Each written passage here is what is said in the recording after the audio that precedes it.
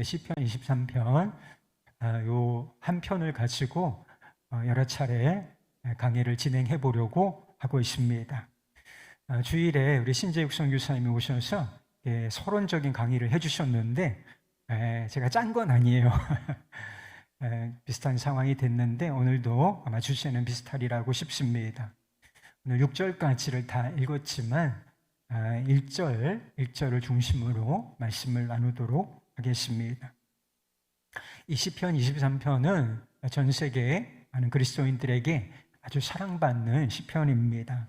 예전에 제가 다니던 교회를 몇 군데 이렇게 다녔던 적이 있는데 어느 교회에서는 이 공예배 때, 주일 예배 때 항상 이 시편 23편을 고백했던 적이 있어요.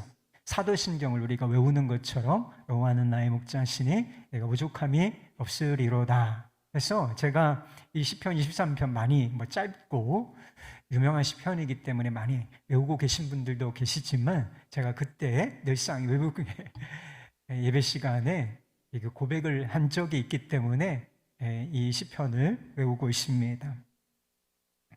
이 시편 23편을 쓴 시인은 다윗입니다. 시편이 150편인데 상당수가 다윗의 시라고 알려져 있는데 이 주옥 같은 시편 23편도 다윗이 지은 시인 것입니다. 이 시가 언제 쓰여졌는가? 다윗이 어렸을 때 목동이었을 때 쓰여진 것이 이제 목가적인 시이긴 하지만 어렸을 때 쓰여진 시가 아니라 왕이 되었을 때 쓴 시라고 알려져 있습니다. 그리고 평화로운 시절, 우리가 다양한 삶의 경험들을 하는데 평화로운 시절에 이 시가 써진 것이 아니라 아주 좀 힘들고 어려운 때 써졌다. 이렇게 대체적으로 그렇게 보고 있습니다. 시편에도 이 시에도 나와 있지 않습니까? 내가 사망의 음침한 골짜기를 다닐지라도 내 원수의 목전에서 내게 상을 베푸시고, 원수가 있었다는 사실, 대적자가 있었다는 사실을 알 수가 있고, 그리고 죽음의 골짜기를 지나가는 것 같은 아주 어려운 환경을 경험하고 있거나 경험했거나 했다는 사실을 분명히 말하고 있는 것이지요. 시편 23편의 내용을 보면 다윗은 그럼에도 불구하고 부족함이 없는 삶, 아주 만족스러운 삶과 그리고 안식과 그리고 안전과 승리에 대한 확신에 찬 고백을 하고 있음을 보게 된다는 것입니다. 여러분, 다 우리가 원하고 갈망하는 것들이 아니겠습니까? 만족스럽고 기쁘고 또 안전하고 안식이 있고 승리에 대한 확신이 있고, 다윗의 삶에 어려움이 없었던 것이 아니라고 했습니다. 그런데 어떻게 이런 고백과 삶이 가능할 수 있었을까? 이것을 이해하는 키가 되는 성경 구절 말씀이 있습니다. 딱 한 구절, 그것이 있는데 바로 여호와는 나의 목자시니 라고 하는 이 고백이다라고 하는 것입니다. 구약 성경에 보면 하나님의 이름이 아주 다양하게 등장합니다. 엘샤다이, 여기서 전능하신 하나님, 또 무슨 하나님, 이래서 아주 다양하게 하나님의 이름이 등장해요. 그런데 다윗은 하나님의 여러 이름 중에 선택을 했는데 여호와는 나의 목자시니, 이렇게 고백을 하고 있다는 것입니다. 여호와라고 하는 이름은 아주 특별한 이름이에요. 이 이름이 언제 등장하느냐? 출애굽기에 처음 등장을 한다는 것입니다. 하나님께서 모세에게 이스라엘의 출애굽을 이끌라라고 하는 명령을 주셨을 때 모세가 질문을 하죠. 이스라엘 자손이 나를 보내신 이의 이름이 누구냐고 물으면 무엇이라고 제가 그들에게 말해야 하겠습니까? 그때 알려주신 이름이 여호와, 야훼, 스스로 있는 자라고 하는 뜻이에요. 영어로 표현하면 I am who I am이 되는 것입니다. 제가 하나님의 성품을, 하나님을 아는 지식 시리즈에서 거의 초반부에 스스로 계신 하나님, 이라는 주제를 다뤘던 적이 있어요. 여호와란 이름에는 엄청난 의미가 들어 있습니다. 스스로 계신 분, 우리 중에 스스로 있는 존재가 누구 있죠? 누가 있죠? 이 세상에 존재하는 것 중에 스스로 있는 것이 있는가 한번 생각해 보세요. 없습니다. 다 내가 존재하려면 다른 어떤 것에 어떤 존재에 도움이 필요하다는 것이 있죠. 아버지가 있어요. 어머니가 있습니다. 아버지 어머니 없이 이 땅에 태어난 사람이 누가 있습니까? 그리고 알게 모르게 또 유형, 무형의 어떤 존재들에 우리가 다 의존되어 있는 것이 있죠. 지금도 여러분이 앉아 있는 게 의자지 않습니까? 다른 물건, 이 나무로 된 의자에 내가 이렇게 의지되어 있는 것이 있죠. 우리가 그것을 막 의식하고 살지 못할 뿐이지 우리는 다 어떤 것에 의존되어서 살아갔지만 하나님은 그런 분이 아니시라고 하는 것입니다. 누구에게도 그 무엇에게도 의존되어 계시지 않는 분, 아무런 제한, 한계가 없는 분, 존재의 원인이 자기 자신에게 있는 분, 그리고 모든 존재하는 것들, 이 엄청난 물질 세계 아닙니까? 이게 엄청난 세계가 다 누구로부터 존재하는가?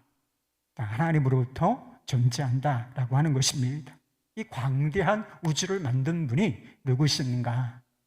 창조주 하나님이라고 하는 이름을 따로 붙이지 않아도 스스로 계신 하나님이라고 할 때, 여호와라고 할 때 다 그런 의미가 들어있는 것이다 하는 것입니다. 다윗은 이런 하나님을 자기 목자라 이렇게 부르고 있는 것이다 하는 것입니다. 우리가 그 다음 생각해 볼 게 있어요. 우리가 이렇게 간과하기 쉬운 단어 하나가 있는데 그 중간에 나의라고 하는 거예요. 여호와는 나의 목자시니. 다윗은 하나님의 이름이 여호와임을 알았습니다. 그리고 그 이름이 무엇을 뜻하는지, 어떤 의미가 있는지 잘 알고 있었어요. 그러나 거기서 그친 것이 아니라 여호와 하나님과 개인적이고 인격적인 관계를 맺고 있음을 의미하는 것입니다. 우리가 성경에 계시되어 있는 하나님의 성품을 아는 것, 하나님이 무한하시고 영원하시고 영이시고 그리고 전능하시고 지혜로우시고 무소부지하시고 이런 성품들, 사랑이시고 이런 성품들을 아는 것이 대단히 중요합니다. 교회를 다니는 거 중요한 거예요.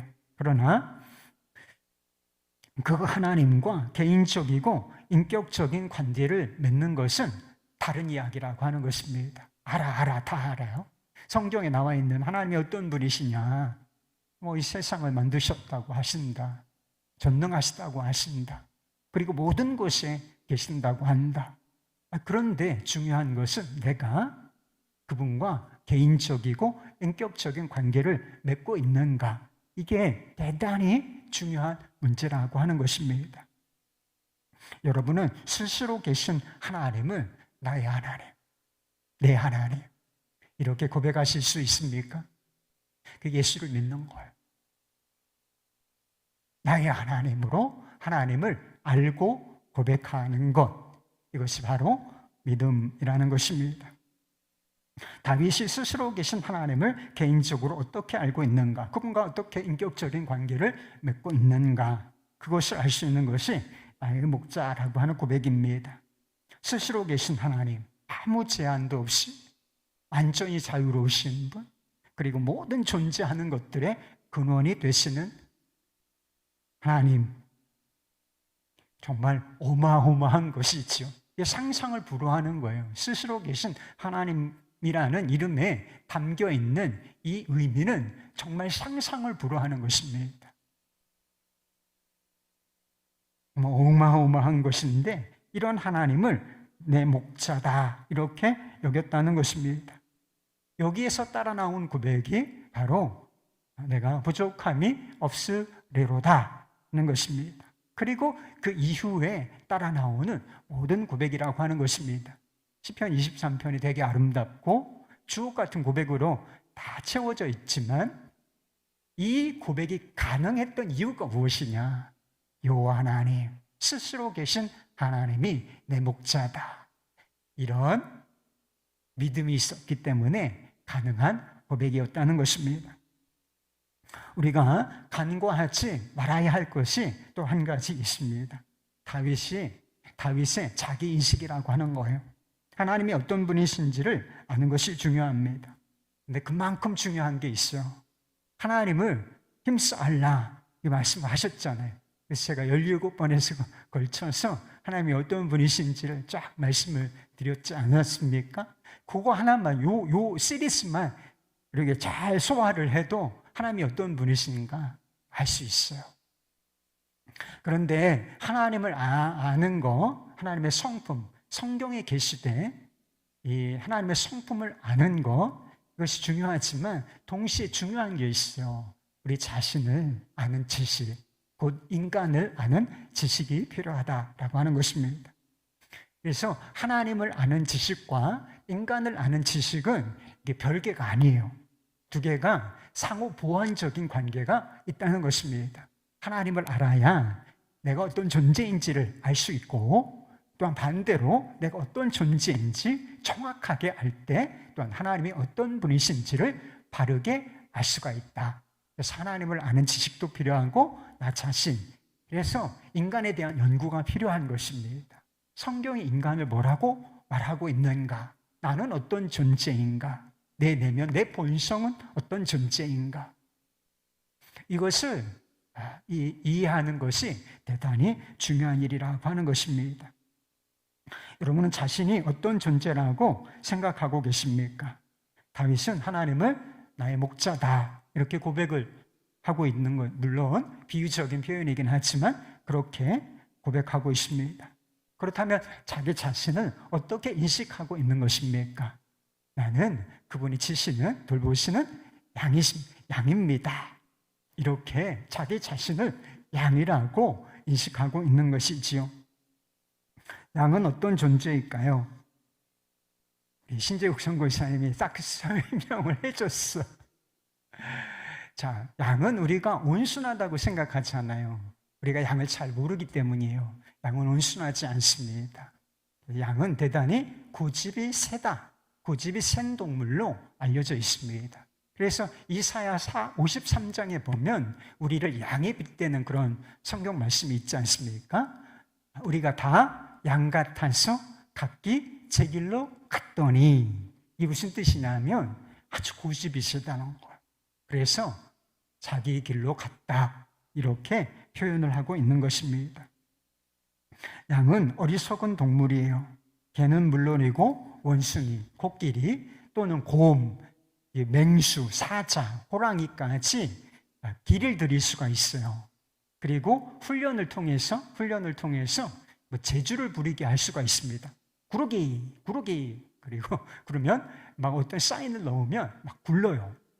그리고 막 뭘 뛰어넘기도 하고 막 공을 돌리기도 하고 막 이런 일들을 한다는 것입니다. 그런데 양이 재주를 부리는 거 보셨어요? 서커스단에 양을 데리고 다니는 걸 보셨어요? 원숭이도 있고 곰도 있고 사자도 있고 호랑이도 있다니까요. 맹수들도 그렇게 사람이 훈련을 시키는 대로 배워서, 훈련이 되어서 이렇게 따라 한단 말이에요. 근데 양은 그게 잘 안 된다는 거예요. 왜? 어리석어서 잘 배우지를 못한다는 거예요. 가르쳐주면 또 까먹고, 이래서 가르칠 수가 없다는 거예요. 그리고 양은 더럽다는 것입니다. 고양이를 키우시는 분들이 있으시죠? 반려묘라고 해서 고양이가 얼마나 자기 몸을 깨끗이 하는지 여러분 아세요? 막 엄청 얘네들은 막 씻어. 우리가 막 세수하는 것처럼 보일 정도로, 우리가 아침에 일어나서 세수를 하는 것처럼 보일 정도로 자기 얼굴, 자기 몸, 털을 그렇게 깨끗이 합니다. 그런데 양은 절대로 그런 행동을 하지 않는다라고 하는 것입니다. 양털로 만든 옷이나 이불은 아주 하얘요. 아주 깨끗합니다. 그러나 어디까지나 이것은 양털을 깎아서 아주 깨끗하게 하는 과정, 인위적인 과정을 거쳐 나오기 때문에 아주 부드럽고 깨끗하고 또 하얀 그런 우리가 양털을 보고 있는 것뿐이에요. 실제로 자연에서 살아가는 양들은 대단히 더럽고 지저분하다라고 하는 것입니다. 양은 그 다음에 무능력하다는 것이죠.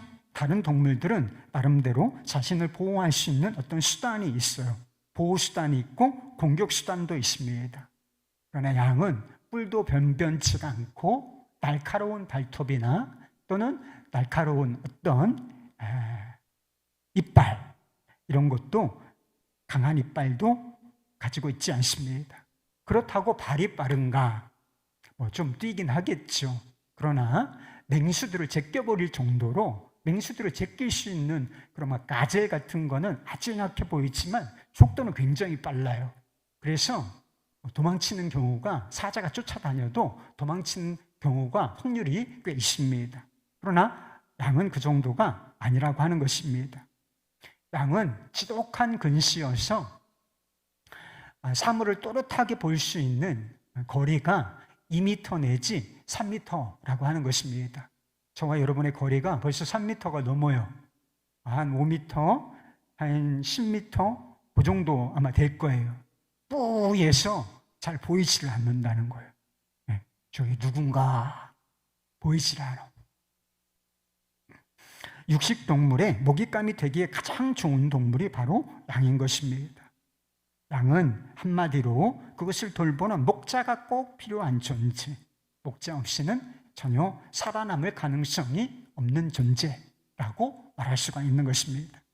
이것이 다윗의 자기 인식이었다는 것입니다. 여호와는 나의 목자시니, 이게 무슨 뜻이에요? 지금 제가 양입니다.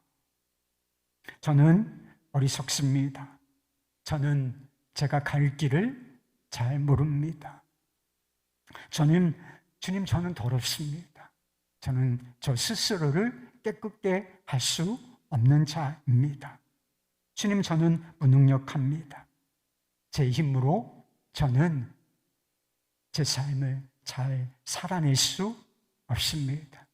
한마디로 말해서 목자 없이, 주님 없이는 저는 죽은 목숨입니다. 저는 아무것도 아닙니다. I'm nothing의 고백, 이것이 바로 여호와는 나의 목자시니 라고 하는 고백 속에 포함되어 있는 자기 고백, 자기 인식인 것입니다. 그리고 여기에서 따라 나온 고백이 바로 내가 부족함이 없으리로다 하는 것입니다. 여호와는 나의 목자시니 라고 하는 이 고백은 아름다운 고백이에요. 그리고 대단히 담대한 고백입니다. 그런데 한편으로 이것은 대단히 위험한 고백이에요. 여호와는 나의 목자시니, 이 고백이 대단히 위험한 고백이다. 그런 생각해 보신 적이 있습니까? 대단히 위험한 고백이에요. 이게 어떤 뜻을 가지고 있느냐? 자기 자신에 대한 신뢰를 완전히 부정해야 가능한 고백이기 때문이라고 하는 것입니다. 예수님께서 자신을 따라오려고 하는 사람들, 누구든지 나를 따라올 수 있다. 그러나 한 가지 조건이 있다고 말씀하셨어요. 이게 뭡니까? 누구든지 나를 따라오려거든 자기를 부인하고 자기 십자가를 지고 나를 따를 것이니라. 이게 자기를 부인하지 않고 자기 십자가를 지지 않고, 사실 이건 같은 이야기예요. 같은 이야기를 반복하신 것입니다. 자기를 부인하는 것이 자기 십자가를 지는 거예요. 자기 죽음을 지는 것입니다.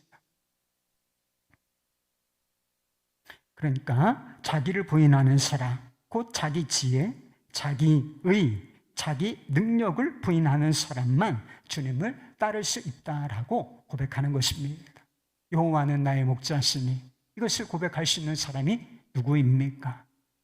나는 아무것도 아닙니다. 이것을 고백하는 사람, 자기 자신과 자기 자신에 대한 신뢰를 죽음으로써 부인하는 사람만 이 고백을 할 수가 있으니, 이 고백은 위험한 고백이 맞는 것입니다. 예수님께서 이런 양을 찾기 위해서 이 땅에 오셨지요. 그때 많은 사람들이 예수님을 알아보고 예수님을 목자처럼 따랐습니다. 그러나 한 부류의 사람들, 예외였어요. 바로 바리새인들, 종교 지도자들이었습니다. 왜 이 사람들이 예수님을 따르지 않았을까요? 잃은 양 찾아서 하나님께 데리고 가기 위하여 오셨는데 왜 예수님을 못 알아본 것일까?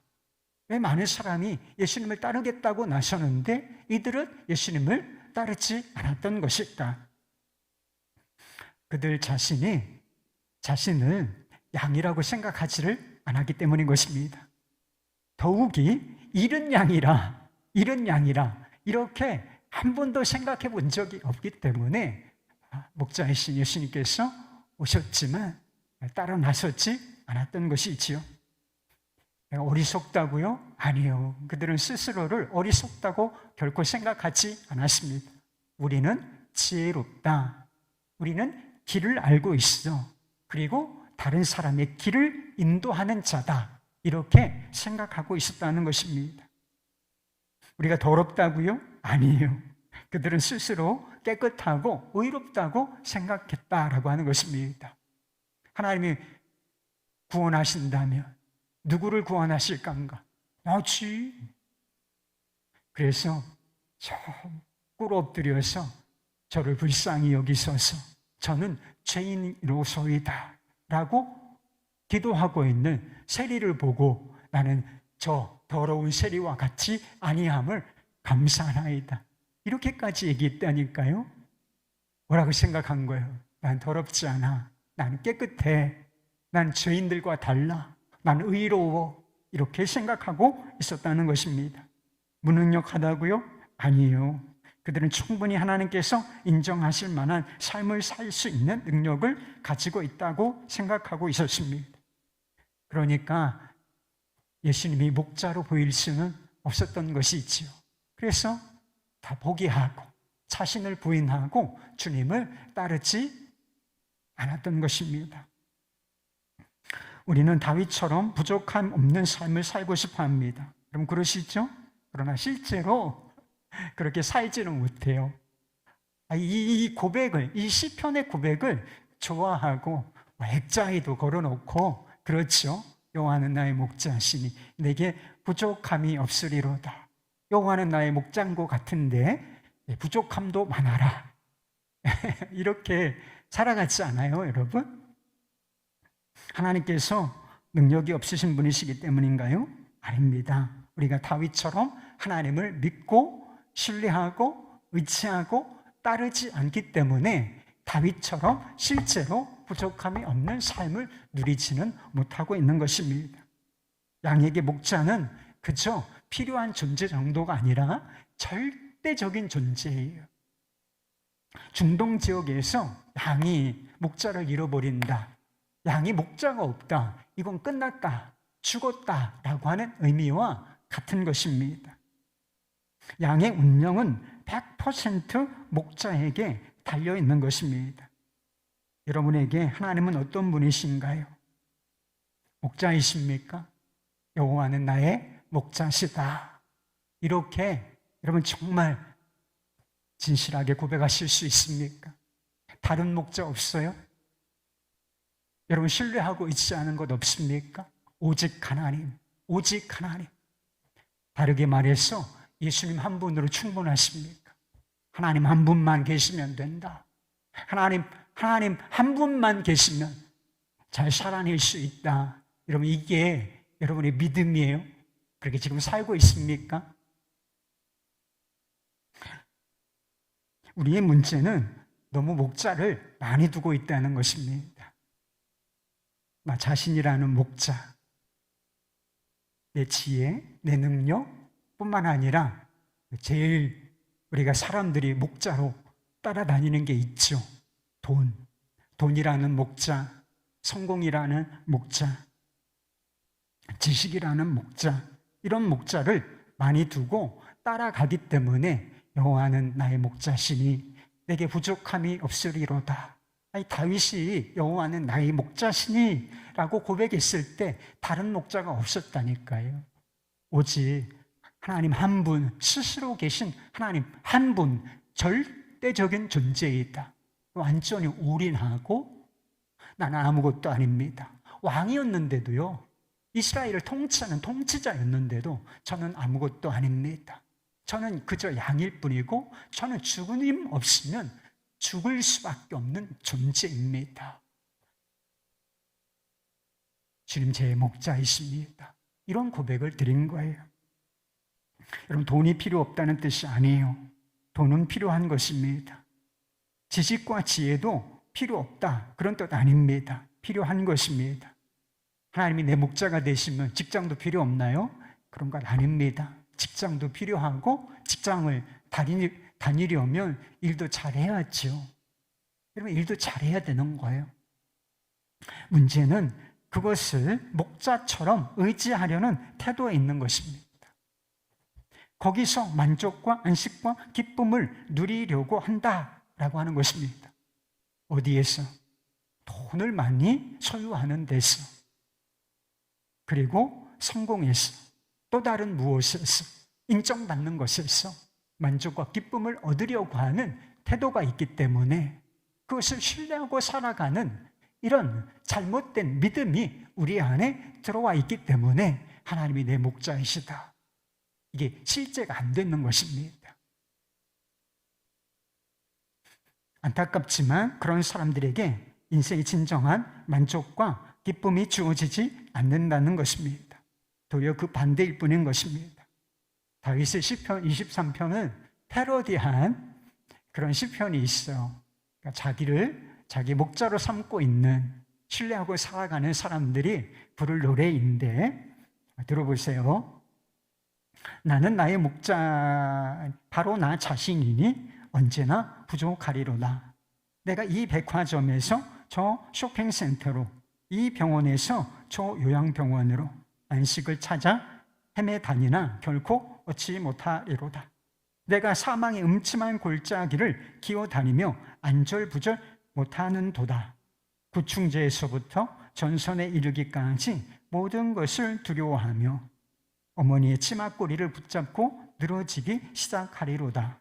매주 열리는 직원회의에 들어갈 때마다 적들이 나를 둘러쌀 것이며 집에 돌아간다 해도 하찮은 금붕어까지 찌푸린 얼굴로 맞을 것이라. 내가 강력한 진통제로 두통에 찌든 머리에 기름을 부었으니 독한 술이 내 잔에 넘치나이다. 내 평생의 정령, 고통과 불행이 나를 따르리니 죽는 날까지 자신에 대한 회의 속에 영원히 거하리로다. 이 무슨 뜻이에요? 하나님을 자기 목자 삼지 않고 자기 신뢰, 자기 자신을 목자 삼은 사람들이 이렇게 살아갈 수밖에 없다라고 하는 것입니다. 이것이 우리의 모습이 아닙니까? 내가 부족함이 없으리로다 라고 하는 이 고백이 실제가 되려면, 이것을 우리가 삶 속에서 실제 누리고 살아가려면 여호와는 나의 목자시니, 이 믿음이 먼저 실제가 되어야 하는 것입니다. 하나님께서 나의 목자가 되신다라고 하는 것은 다른 목자 없다, 내게는 다른 목자는 이제 없어 라고 하는 뜻이 되는 것입니다. 다른 것에 대한 신뢰, 이제 이것은 다 끊어졌다, 이것은 다 죽었다 라고 선언하는 것과 같은 것입니다. 여러분은 하나님을 자기 목자 삼기 위해서 도대체 무엇을 끊어내셨습니까? 무엇을 포기하고 무엇을 내려놓으셨습니까? 그런 게 있어야 하는 것입니다. 하나님을 자기 목자로, 목자가 둘일 수는 없으니까, 왕이 둘일 수는 없으니까, 인생의 주인이 둘일 수는 없으니까 하나님을 나의 목자로 삼기 위해서 끊어내야 하는 것이 있는데, 무엇에 대한 신뢰를 끊어내셨습니까? 5만 번 기도의 응답을 받았다라고 하는 조지 뮬러 목사님, 아주 유명한 목사님이 있어요. 고아원 사역을 하신 분인데 아주 어려운 시절에 2,000명이 넘는 고아들을 먹이고 입히고 기르는 사역을 감당하신 목사님입니다. 고아들을 먹이고 기르시기 위해서 얼마나 많은 돈이 필요했겠습니까? 돈이 필요 없어요, 이런 사람들에게는? 아니죠. 2,000명이 넘는 아이들을 먹이고 입히고 기르기 위해서는 많은 돈이 필요한 게 사실입니다. 그러나 목사님이 결정을 했다는 거예요. 내가 하나님께만 기도하고 사람에게 부족함을 알리지 않겠다. 사람에게 손벌리지 않겠다라고 하는 결단을 세웠다라고 하는 것입니다. 그래서 어느 날 독일의 선교단체에서 이 목사님이 고아원 사역을 한다라고 하는 사실을 알고서 필요한 게 있겠지. 전화를 해서 필요한 게 없으십니까? 라고 물었다는 거예요. 그런데 이 조지 뮬러 목사님이 뭐라고 대답하셨는가? 그걸 왜 저한테 물으십니까? 하나님께 물으셔야지요. 저는 제가 필요한 것을 하나님께 말씀드렸으니 도우실 게 있으면 여러분도 하나님께 구하시고 하나님이 하라고 하신 만큼 하시면 되겠습니다. 이렇게 말씀을 드렸다는 것입니다. 목사님이 사람의 도움을 의지하지 않고 하나님의 도움만 의지하겠다라고 결심한 이유가 있었다는 것입니다. 아주 짧은 시간 이렇게 교회를 담임하면서 목회를 한 적이 있는데 교인들의 모습을 보니까 하나님을 안 믿더라는 거예요. 우리가 하나님을 다 믿는다고 여기 와 있잖아요. 그런데 실제로는 하나님을 잘 안 믿고 살더라. 하나님이 책임져 주신다는 것을 믿지 않고 살더라는 것입니다. 특히 어떤 문제에 대해서, 돈 문제, 먹고 사는 문제, 돈 버는 문제에 대해서 하나님에 대한 믿음이 없구나. 이 사람들이 다 자기 힘으로 살고 있구나. 흉내만 내고 있구나. 그런 생각이 들더라는 거예요. 그래서 내가 하나님을 향한 이 믿음 하나만으로도 살 수 있다. 그리고 사역 감당할 수 있다. 이것을 증거하기 위해서 사람에게 요청하지 않고 쌀이 떨어져도, 쌀 아니고 빵이 떨어져도, 밀가루가 떨어져도, 당장 아이들 먹일 것이 없어도 사람에게는 내가 도움을 구하지 않겠다. 오직 하나님께 기도하면서 하나님의 도우심만 바라겠다. 이렇게 결정하고 실제로 그렇게 살았는데 하나님께서 부족함이 없이 채우시는 일을 경험했다는 것입니다. 그래서 밀가루가 떨어지고 먹일 것이 없고 옷이 떨어져서 아이들을 굶기거나 입히지 못한 때가 없고 다 먹이고 입힐 수 있도록 하나님이 채우셨다. 그분이 쓰신 책에 보면 그렇게 믿음이 증거되어 있습니다. 프란시스 쉐퍼 박사라는 분이 계셔요. 성경을 읽다가 이런 말씀, 유명한 구절이요, 있는 것을 발견하게 되었어요. 너희는 먼저 그의 나라와 그의 의를 구하라. 그리하면 이 모든 것을 너희에게 더하시리라. 마태복음 6장 33절 말씀에서 비전 한 가지를 발견했습니다. 여러분, 세상이 얼마나 각박해요. 세상이 얼마나 불의합니까? 근데 왜 세상이 이렇게 각박하고 불의한가? 먹고 입고 쓰는 문제 조금 더 소유하려고 거기서 안식을 확보하고 다른 사람들보다 더 조금 누리고 살려고 속이고 불의한 일을 행하고 경쟁하고, 그러니까 각박하고 이 세상이 이렇게 여유가 없구나. 그래서 하나님 이 말씀대로 살아도 됐다. 그래서 하나님의 나라와 의만 구하고 하나님만 믿고 살아도 하나님께서 우리의 삶을 책임지신다. 이 모든 것을 그야말로 약속대로 채워주신다. 한번 믿어보자.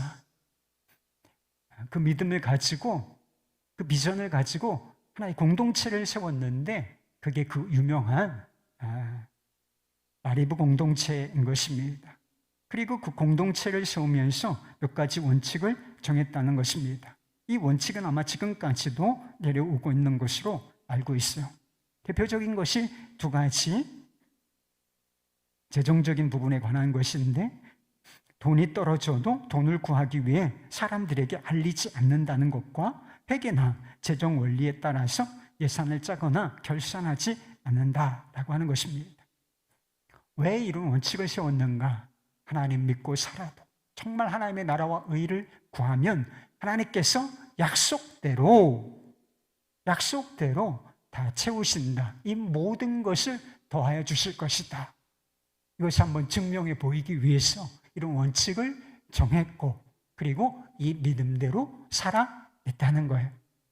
이게 잘 됐을까요? 잘 됐다는 거예요. 그리고 하나님께서 하나님 나라를 중심으로 먼저 그의 나라와 의를 구하면 모든 것을 더하신다라고 하는 이 믿음을 세상에 증거하게 되었다는 것입니다. 여호와는 나의 목자시니라는 고백은 사실 위험한 것이라고 말씀을 드렸어요. 자기 자신에 대한, 그리고 지금까지 내가 의지하고 살아왔던 그 무엇들, 그것에 대한 죽음, 종말을 뜻하는 것이기 때문인 것입니다. 죽음으로써만, 사실은 이 죽음으로써 죽음이 여기 들어가 있어요. 뭐가 들어가 있다? 어떤 고백에? 여호와는 나의 목자시니에 죽음이 들어가 있다는 거예요. 어떤 죽음이요? 나 자신에 대한 죽음, 나 자신에 대한 신뢰, 나의 자신의 지혜와 능력과, 그리고 자신이 가야 할 길에 대한 이런 것들에 대한 죽음이 들어가 있다라고 하는 것입니다. 우리가 정말 우리 자신을 신뢰하지 않고도 잘 살 수 있을까요? 돈과 성공을 따라가지 않아도 우리가 먹고 살 수 있겠습니까? 우리의 필요가 채워지고 나눌 수도 있고, 정말 그렇게 살 수 있을까요? 돈 하지 않아도 정말 그렇게 살 수 있어요? 능력 없이도 세상에 나가서 세상을 이길 수 있겠습니까? 하나님을 나의 목자로 삼으면 하나님께서 내 삶을 정말 책임져 주시겠습니까? 이것을 도대체 우리가 어떻게 믿을 수 있느냐, 이게 중요한 문제가 아니겠습니까? 우리가 우리 자신에 대해서 죽고 우리 자신이 신뢰하는 것들, 목자로 여기던 것들, 이런 것들에 대한 죽음을 고백하기 위해서 필요한 것이 있어요. 죽음으로 여호와는 나의 목자이시니라고 하는 고백을 올려드리기 위해서 우리가 기억해야 할 것이 있다는 것입니다. 이건 복음으로 되는 일이에요. 하나님께서 우리의 목자가 되시기 위해서 무엇을 하셨는지 이것을 기억하는 것입니다. 요한복음에 보면 예수님께서 자신에 대해서 나는 선한 목자라 이렇게 말씀하셨던 적이 있습니다. 예수님께서 말씀하시는 선한 목자는 어떤 존재입니까? 양들을 위해서 무엇을 하는 존재인가요? 예수님께서 그렇게 말씀하셨어요. 요한복음 10장 11절 말씀, 나는 선한 목자라. 선한 목자는 양들을 위하여 목숨을 버리거니와. 스스로 계신 하나님, 모든 부요함을 다 가지고 계신 하나님, 아무 제한도 없으시며 무제한적인 하나님, 모든 존재하는 것들의 근원이 되시는 하나님, 그런 하나님께서 도대체 무엇 때문에 고집세고 어리석고 더럽고 무능력하고 무가치한 양들을 위해서 죽으셔야 했다는 말입니까? 그 앞에 그런 말씀이 나와요. 10장 10절 말씀, 내가 온 것은 양으로 생명을 얻게 하고 더 풍성히 얻게 하려는 것이라. 이게 무슨 뜻이겠어요? 이게 무슨 뜻이겠습니까? 내 생명 내가 책임진다. 내 필요, 우리에게 필요한 것이 있죠. 내 필요 이제부터 내가 책임진다. 내 안전 이제부터 내가 책임질 것이다. 내 승리 내가 책임진다. 한마디로 말해서 내 삶, 너의 인생 내가 책임진다. 이것을 보여주는 게 뭐예요? 내 스스로 너를 믿고 살지 않아도 풍성하게 살 수 있다. 이것을 보여주는 것이 무엇입니까? 바로 우리 주 예수 그리스도의 십자가인 것입니다. 하나님을 목자로 삼는 것은 그분께 모든 것을 거는 것입니다. 그러니까 필요한 분 정도로 여기는 것이 아니라 양다리, 문어다리 이렇게 삼는 게 아니에요. 오직 하나님 한 분만 믿는 것입니다. 나 자신에 대한 신뢰도 다 죽음으로 처리하고 다 끊어내고 오직 하나님 한 분만 믿고 살겠습니다. 하나님께 올인한다 그렇지. 모든 것을 그분께 거는 것입니다. 먹고 사는 것, 그리고 내 인생의 미래, 그리고 죽음 이후의 모든 삶까지 완전히 다 싸잡아서 묶어서 그분께 내려놓고 맡겨드리는 거예요. 우리가 이렇게 그분께 모든 것을 걸 수 있는 것은 스스로 계신 하나님께서 우리에게 사실 모든 것을 거셨기 때문인 것입니다. 자기 죽음이라고 하는 십자가를 질 수 있는 것은 예수님께서 먼저 오셔서 십자가에서 우리를 위하여 죽으셨기 때문인 것입니다. 목자를 따라가려면 사랑이 필요해요, 여러분. 억지로 가는 길, 억지로는 목자를 따라갈 수 없습니다. 자원하는 마음, 사랑하는 마음이 있어야 따라갈 수 있는데, 우리가 하나님을 나의 목자로 여기며 그분을 즐거이 따라갈 수 있는 것은 하나님께서 먼저 더럽고추와 나를 사랑하셨기 때문인 것입니다. 그리스도를 본받아라고 하는 책을 쓴 토마스 아켄피스라고 하는 분이 이런 고백을 했어요. 오 주님, 저의 뜻이 당신을 향해 옳고 굳게 서 있다면 무슨 일이든지 당신이 기뻐하시는 대로 제게 이루어지게 하옵소서. 이는 당신이 제게 이루고자 하시는 것은 무엇이든지 항상 선한 것임을 알기 때문입니다. 제가 암흑 속에 거하는 것이 당신의 뜻이라 하더라도 당신께 찬양 드리겠나이다. 또한 저를 빛 가운데 거하게 하심이 당신의 뜻이라면 또 다시 당신께 찬양 드리겠나이다. 당신이 은혜를 베풀어 저를 위로해 주신다면 당신께 찬양을 드리겠나이다. 또한 저를 고통에 빠뜨리신다 할지라도 여전히 똑같이 당신께 찬양 드리겠나이다. 여러분, 이것이 바로 여호와를 자기 목자로 삼은 사람의 고백이라는 것입니다. 좋을 때만, 당신이 좋은 것 주실 때만 당신을 따르겠습니다. 이게 아니고 어떤 상황 속에든지 어느 길로 주님께서 저를 인도하시든지 아멘입니다. 저는 그 길 따르겠습니다. 저는 그 길에서 하나님께 찬양을 바치겠습니다. 이렇게 고백하고 있는 거예요. 이게 하나님을 나의 목자라 하는 것의 고백이라 하는 것입니다.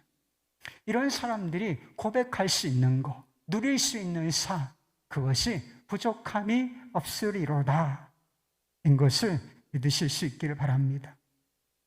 우리는 어떻게든지 주어진 삶을 살아낼 거예요. 잘 살든지 못 살든지 결국은 어떻게 될 거예요? 여러분, 살아낼 거예요.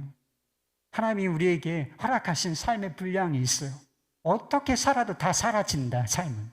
어떻게 살아도 사라지는데 삶의 질이 문제인 거예요. 하나님 앞에 서게 될 것입니다. 문제는 어떻게 살아낼 것인가 하는 것입니다. 여전히 자기를 목자 삼고서 전전긍긍하면서 살 것인가? 아니면 죽음으로 그 강을 건널 것인가? 하나님을 따를 것인가? 아니면 하나님을 따르는 흉내만 낼 것인가? 하나님이 약속하신 삶을 누리며 살 것인가? 알고만 있을 것인가? 이것이 문제로다. 하나님을 나의 목자로, 여호와는 나의 목자시다. 진짜 한번 이렇게 고백하시길 바라요. 그분께 이제 모든 것을, 인생을 완전히 한번 걸어보시고 내 삶 주님께서 책임지시지. 어디로 가든지 주님, 저는 양이니 주님께서 제 길을 인도하시는 대로 따라가 보겠습니다. 이런 결단을 한번 해보시기를 바랍니다. 그리고 항상 스물스물 무엇인가 또 붙잡고 의지하고 싶은 것이 생기거든 그것을, 그 순례를 죽음으로써 끊어내고 또 매일 끊어내고 오직 목자이신 주님만 바라보고 나아가 보실 수 있기를 바랍니다. 목자 되신 하나님께서 부족함이 없는 삶을, 그 약속된 삶을 실제가 되게 해 주실 것입니다.